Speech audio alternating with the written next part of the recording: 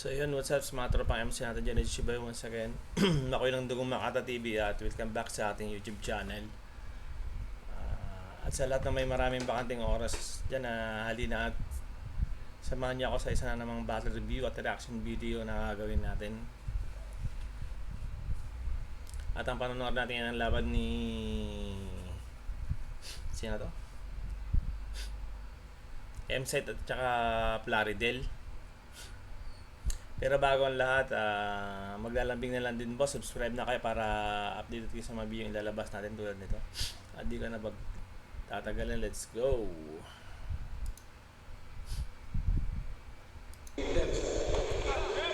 M-Site, round 1. Yo, rinig.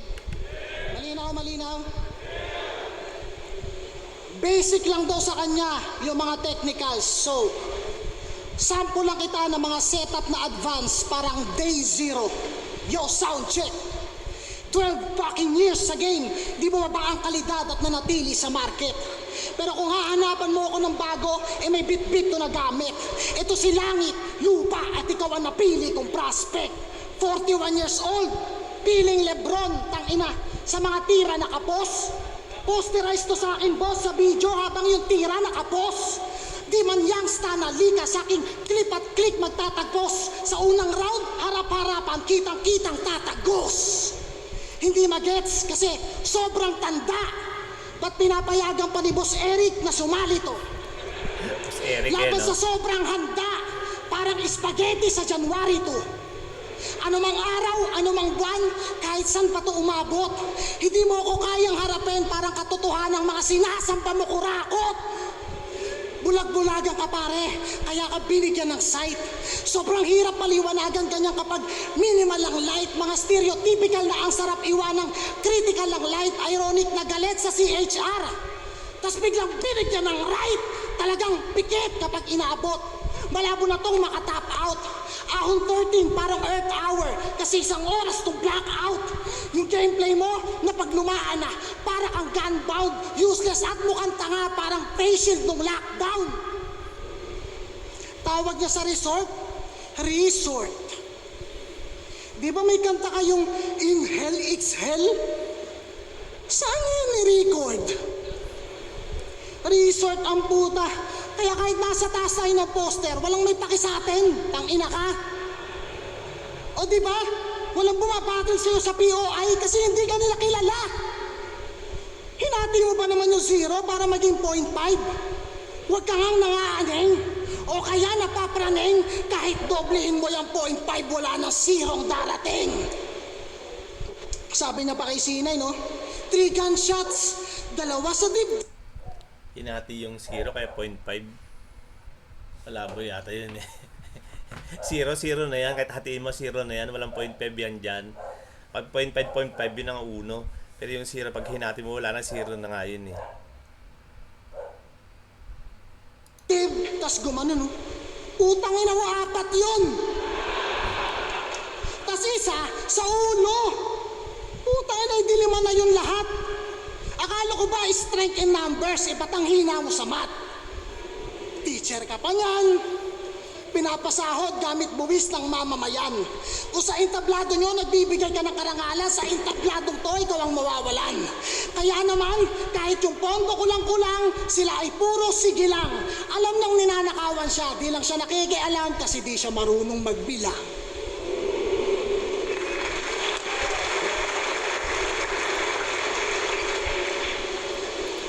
So yun na rin pala yung round 1 ni M-Site, ano? Makikita nyo wala yung masyadong naging benta sa round niya. Okay naman yung round 1 niya pero pakinggan natin round 1 ni Plaridel. Game! Sa laban ng M-Site versus Marshall Bonifacio. Boss, ginawa ka ng assistant. Pumayag ka nun, kailanman hindi sa'yo yan ginawa ni Tweng. Sobra akong nagulat. Porkit ikaw lang hindi nag-a-addict sa pricing, ginawa kang tagatulak. 3GS ka talaga, boss. MC, referee, may closeness. Bad trip ang pangit. MC, dikit masyado sa referee. Ano ka? Ref magnet? Kaya kawawang Marshall.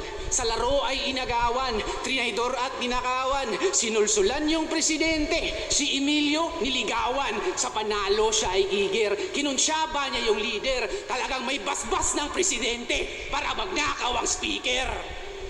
Kaya pala kampante ka sa gera. Tiyak na ang panalo, malalanghap mo na ang pera. Kaya ayos lang na magpuyat at magka-eye bags, may matatanggap namang maleta. Kaya easy win, easy money. Tila macho dancer sa Adonis, para kalaban ma-abolish. Kinailangan ng accomplice, para ikay maging accomplished. Kaya paldo, paldo, paldo. Tiba-tiba na naman tong M-site. Kinikita na niya yung hindi pa natin nakikita. Tila ba meron siyang third eye? Kanang kamay kanya, sa kanya ka rin kumakapit. Para kang babaeng bayaran, babae rin na adik. Nagpapagamit ka, ikaw rin ay gumagamit. Kaya isa buhay na konsyerto, umani at kumita. Wala namang kwestiyon sa abilidad mo at rima. Pero para umangat pangalan, may kapatid ka na humila. Oo, pinaghirapan mo yung isa buhay ticket, pero pinasingit ka sa pila. Klaro at malinaw sa kuhang pitik. Yung Mark Phil walang rebuttals, wala na siyang imik. Tunggalian na magtropa, halatang lubhang pilit. Nag-zip ng lip yung lip cram para ikaw bukang bibig. Karera'y walang lubak, tila may sebong pampagulong. Indeed, legends are not born, legends are made. Kasi merong kang katulong. Kaya ikay tinulak na diin, sayay galawang malagim, hindi sa'yo lahat ang pitbit mong patalim. Kaya tanong, ikaw ba talagay may angking galing o di kaya'y magaling lang mga angkin? Pangit ang Got Bars clothing. Kaya 2x2 costume party, walang para sa'yo na imbitasyon. Binihisang ka lang ng shernan, makadalo lang sa selebrasyon. Ang paliyabin ng yung karakter, noon ay di tiyak. Nagkaroon lang ng panggatong, 2x2 na inasibak. Alam ng mga OG, alam ng mga true fans, alam ang iyong placement. Sa casual, fans ka lang naging formal na kampyon, ganun ang fashion statement. Kaya kanilang pinagsamahan, may saya, may hirap at pait. May natuwa, may naiinis at galit. Ngayon magtiis sa hiya at sakit. Dahil hinubarang ka ng katotohanan, manghiram ka ulit ng damit. Isa buhay recipe, lasang lip cram. 2x2, rekadong shernan. Tinimpla mo't hinalo hanggang sa pwede nang masubo. At ikaw yung kusinerong unang tumikim sa sarili ninyong luto. At sa pagpunit ng iyong pagkatao, konklusyon ko'y natahi. Tumutugma yung ref sa chef para yung hain mas madali. At pag yung luto di bumenta, tiyak lalamig yung ulam. At kampante naman tong chef na may ref siyang pagtataguan. Pistado ka na hoy, nauga ba kita boy? Sa pagsibak ko ng saging, napulabog tong unggoy. Kaya iribat mo lang yan lahat, sumagot ng pabalang. Bumoses ng meron pang kasungitan. Dahil at ng ginawa mong kabaluktutan, meron ka namang katwiran. Tangit. So yun na rin pala yung ender ni Plaridel sa round 1, ano. Para sa akin, mas matimbang yung ano. Para silang walang masyadong naging haymaker sa mga round 1 nila. Pero para sa akin, mas malakas, mas mabigat yung round 1 ni Plaridel. Round 1 Plaridel. Round 2 pakinggan natin na yung side. Ng mga linyang yan, puro kapabida. Sinisita mo pa, may mga pumuri nga sa akin nun. Ang tawag doon, props kay Enigma. Tanginang yan, sa instabladong to, ikaw ang lalagapak. Oo, ako ang kanang kamay niya, kaya nga ako yung panapak. Tanginan to, gawin mo namang malikhain. Puro ka rep ng rep, kahit mag-rep ka ng rep, panis ka sa akin. Tanginan to. Pangalan niya sa Facebook, George Lakas Grenade. sa mga rebat ba yun? Boom! Lakas. Sa flip top, Plaridel. Ito, walang kahit anong punchline. Gusto ko lang malaman nyo na ang tunay niyang pangalan, Kim Jonel. Legit, Kim Jonel. Naka-check-in to dyan. Check nyo sa lobby ng hotel. Binigyan niya daw ng pustiso si Rapian para merong souvenir. Gets ko yung veneer. Pero ano yung sou? Tangina, pakilinaw. Pag wordplay, dapat dalawa yung meaning ha. Sige nga, pakibilang. Gusto tunog maangas, karahasan ang pinairal. Puro pagpapakita ng pangil, hindi makitaan ng wisdom. kompleto sa recados ang bars at schemes at tanong ay laging, ba't lagi ka nakatodo site? Even if it's just a walk in the park sa beach na to na parang Dolomite. Basta pag ikinasa, kahit sa ang liga, yung mga linya panatilihing effective para mabigyang hustisya yung mga binayad nyo kasi yung hustisya ko hindi selective. Lumaban to nung quarantine battles. Naka Denver Nuggets na short. Naka Lakers na jersey. Naka Hornets na cap. Buti, hindi ka binatukan ni Enigma. Kasi iha, mali ka nang pinasukan mo na liga. Tanginang to all-star swag. Tinalo mo si Poison at Slack. Lahat ng tinalo mo nag-choke, di ba? Leche. Tumalo ka ng naka-A-game, huwag kang umasa sa swerte. Ikaw ang kauna-unahang beneficiary ng veto. Oo, alam ko, hindi mo yung kasalanan. Pero bakit hindi ka na manalo-nalo kapag kumpleto na rounds ng kalaban? Kagaya kay Plasma, pinagbintangan mo nagsasyabu, ang laki-laki ng tao. Paratang ng kung ano-ano, puro imbento. Tapos yung mga kalaban may kabit daw, puro fake news. Ano pang i-expect nyo? Maglalatag ng argumento, tapos pag hinanapan mo ng patunay, wala siyang mahagilap. Pati nga yung mga script nila na pang Facebook, comment section, binabanat niya sa flip top. Sige lang, tuloy mo lang. Magbubunga din ang kakahimod. At yung mga tulad mong blind follower ang pinakaunang matatalisod. At ngayon, napalapit na sa danger yung mga tulad mong fame whore. Napakadumi na on pay, pero sanay na umandar the table. Nakahanda na yung payment, you always get what you pay for. Nakaabang na sa basement, di ka na pwede mag-rain check. Tapos to agad in a day, sir, para pakyawan na label. Kasi gagawin ko tong pay, shit, yung mga tahi naka-stable. Para ba siyang naka-play, dead, steady na lang at stable. Kung dumating ang enabler, makakauwi kang disabled.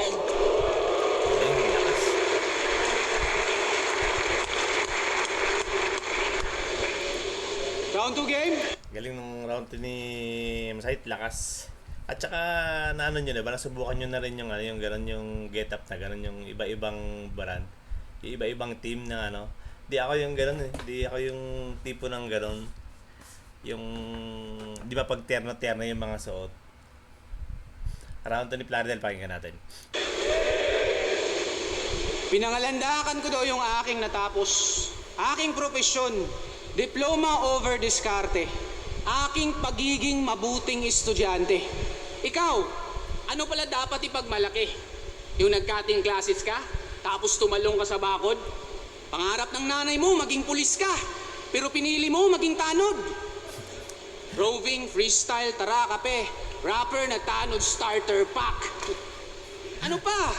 Yung pumasok ka na lasing para sabihin na gangster, ever ready wants to go big, gusto maging tiger. Alala niyo si Tiger? Yung nag-trending online? Well, kung hindi, I will unlock the truth sa dinala kong susi. Ever ready, gusto maging tiger, isang malaki na pusi. Ano pa? Payabangan, all in. May teacher kang napa-walk out, ako, kaya kong bumili ng ticket kahit presyo pang walk-in. Don't get me wrong, walang masama sa pagiging tanod.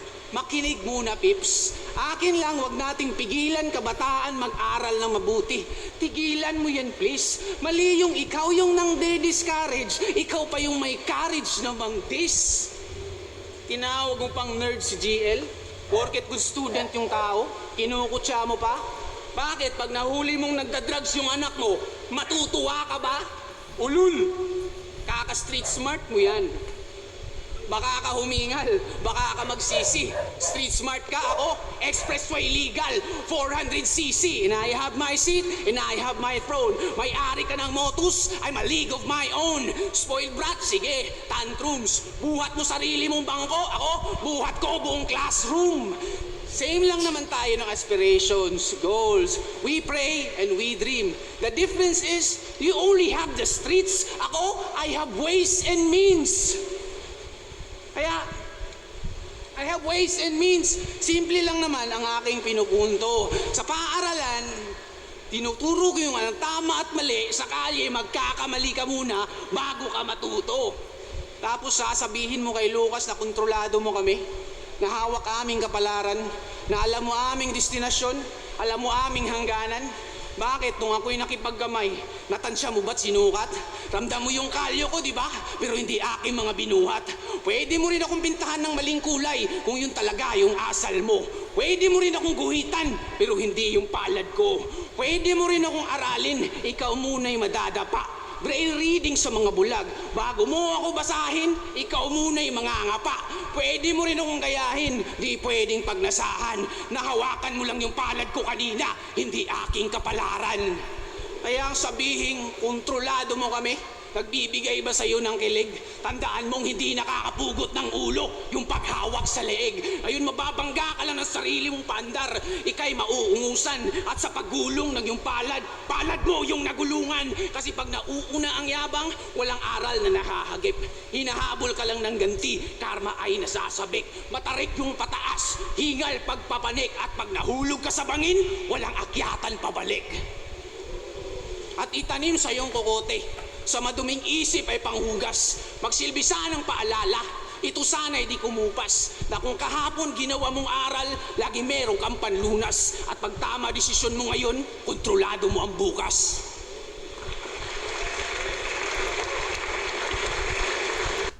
Yun na rin pala yung yung ender ni Plaridel. Okay naman yung round ni Plaridel. Pero para sa akin mas mabigat yung binitawan ni M-Site sa round 2, kaya bibigyan natin yung round 2 kay M-Site. Round 3 ni M-Site pakinggan natin. Kontrolado mo ang bukas. Yun ay kung aabutan ka pa, leche ka. Ba't ka bibili ng walk-in price, MC ka? Tanga ang puta. Huwag nyo nang pansinin yung mga banat yung average. Tignan nyo, invento, nagkakating daw ako, scholar ako, elementary, high school hanggang college. Tanginan to, kaya itong mga linya niya sa akin ay daig. Yes, you're a league of your own, but I'm out of your league. Inan to, paborito niyang gawin? Mag-share ng fake news. Tapos pag pinakitaan mo ng resibo, i-delete. Pag nakakita ng AI, Sara nakikipagkamay sa magbibigay ng gas, kinikilig. Magpiprint ng karton, susuotan ng jacket, susubuan ng pagkain, nakakabagabag. Dito nga sa flip top, pag bumoto, pinapaliwanag, yung gusto nyong iboto, di nagpapaliwanag.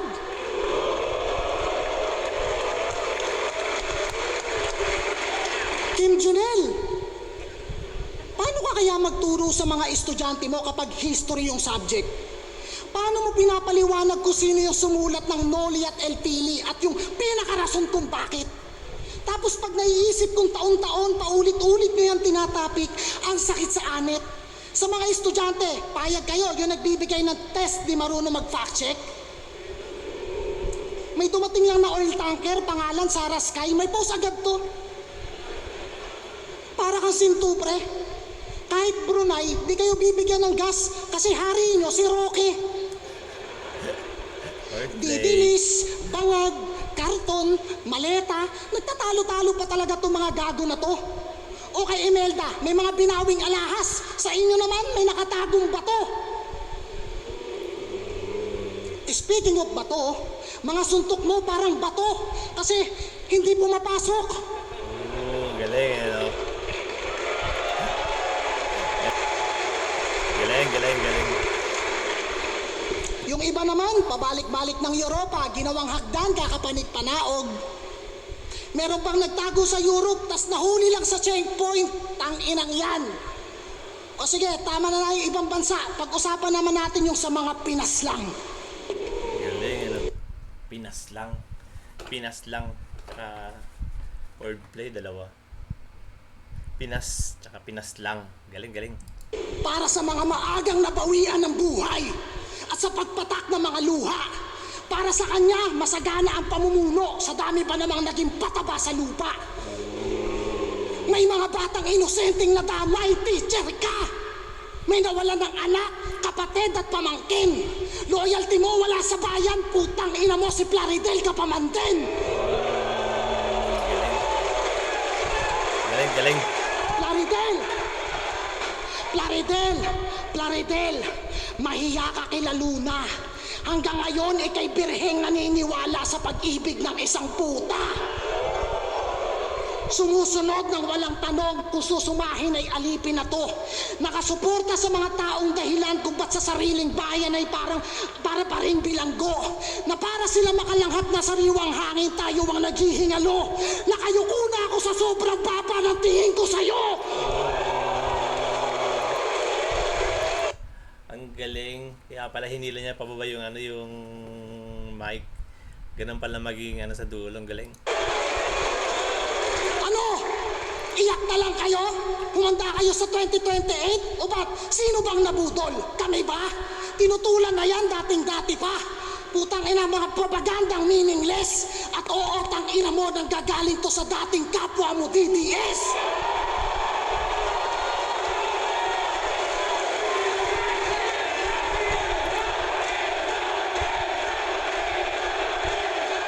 Ano? Budol? Tangin na tinutulan na yan dating-dati pa. Anong unity? Pre, Pilipino, laban sa mga mapang abuso, yun ang tunay na pagkakaisa. E paano kung yung mga pinagdaanan ng iba, yun naman ang maranasan mo? Ikaw naman yung malagay sa sitwasyon na dating nilalait-lait at tinatawan-tawanan nyo. Paano kung ikaw naman yung walang kalaban-laban? Paano pag nagkaganto? Tipong wala na sa guhit ng palad, wala na sa kalyo, kundi nasa dulo ng daliri yung kapalaran mo. Sabay, bang-bang sa magkabilang tuhod habang sa sahig nakatukod ang mga kamao. Parang idolo mo, sisiguraduhin kong hindi ka na makakatakbo. Wala akong pake kahit marami saksi o sa harapan pa ng lente. Ikaw naman na magmakaawa. Tama na po, tama na po. Tangina mo, may basbas to ng presidente. Bang!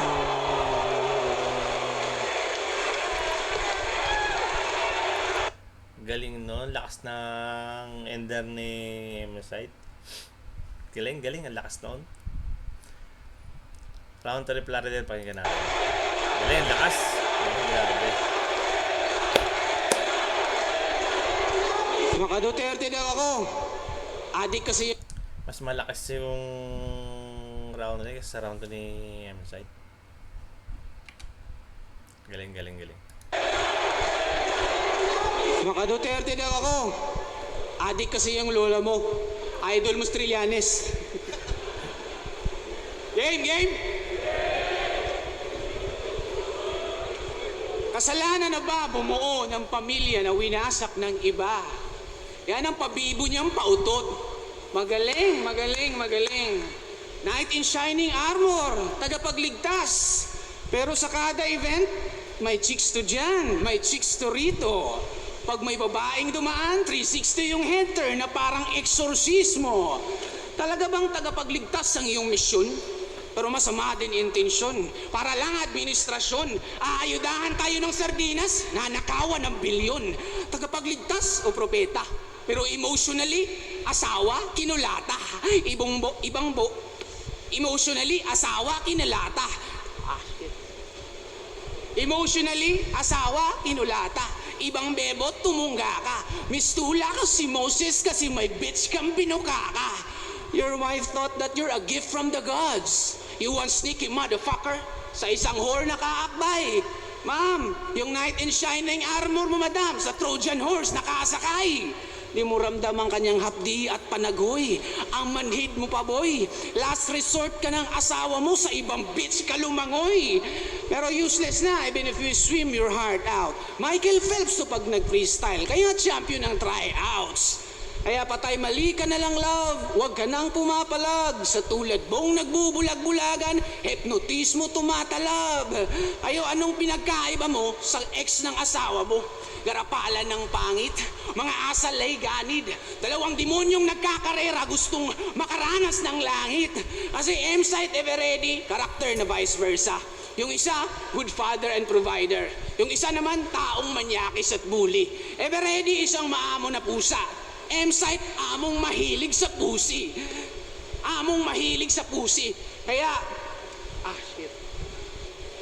Kaya kawawa si wifey. Golden rule, ni-reverse nitong putang ina.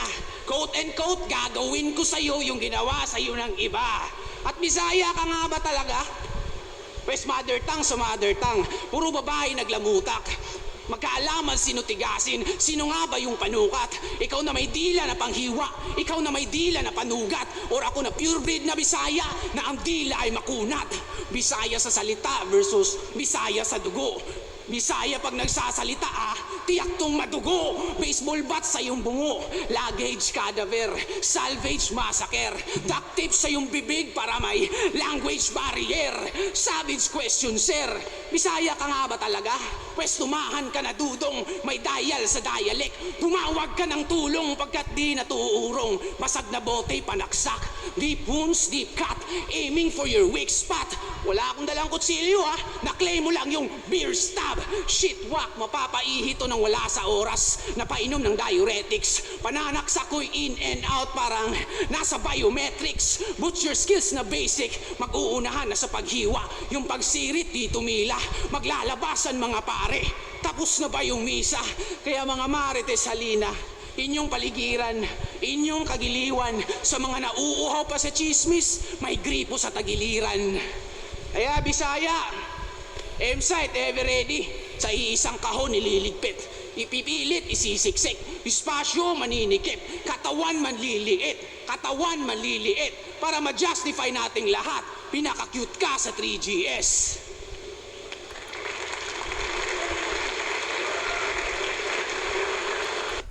Yun na rin pala yung ender ni Plaridel sa round 3 niya.